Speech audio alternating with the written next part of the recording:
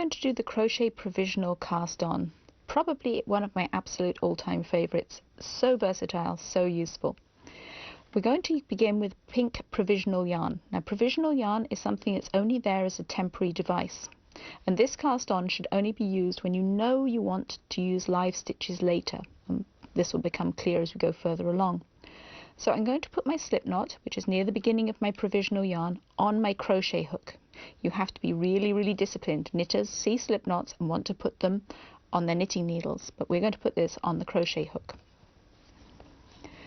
Now we're going to put the knitting needle in front of the provisional yarn, parallel to the crochet hook, with the yarn running behind the knitting needle. This may feel a little strange at first.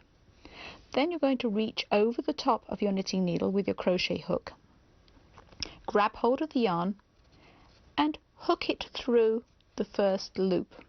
Now the first loop tends to squirm around, so you may have to try a couple of times to achieve this. It also depends on the size of your crochet hook.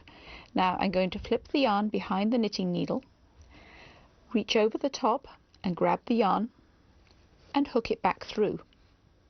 So in actual fact what I'm doing is making a chain, a crochet chain. So after you've hooked the yarn through, you've got to flip it back around the knitting needle, hook the yarn through, flip the yarn back,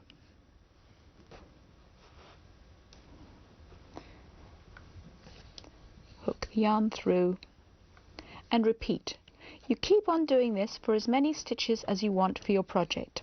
So if you wanted 100 stitches, you would keep on making stitches until you had 100 on the knitting needle. Now in our case we have 3, 6, 10 stitches on our knitting needle now, and 1 on the crochet hook. What I would do is then make an emergency chain and unravel me from this end chain. This prevents the confusion that you get with potato sacks. When you try to undo a potato sack, can you ever work out which end to undo from?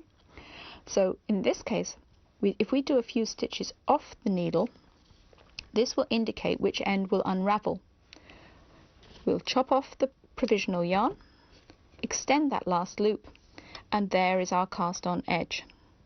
If in doubt, if you're casting on a lot of stitches, it's always better to cast on 1 or 2 extra, because you can always bump them off at this far end. So if we only actually wanted 9, I could take number 10 and dump it off.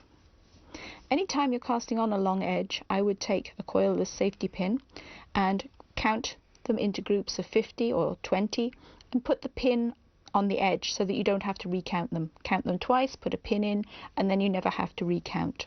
But here is our provisional edge for our knitting.